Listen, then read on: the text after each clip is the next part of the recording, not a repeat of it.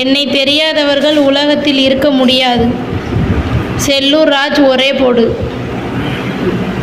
அதிமுக முன்னாள் அமைச்சர் செல்லூர் ராஜ் மதுரையில் நேற்று நிபுணர்களிடம் கூறியதாவது: அரசியலில் அண்ணாமலை கத்துக்குட்டி என தொடர்ந்து நிரூபித்து வருகிறார்.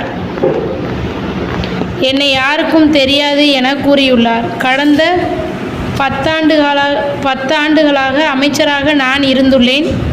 உலகத்தில் என்னை தெரியாதவர்கள் யாரும் இருக்க முடியாது.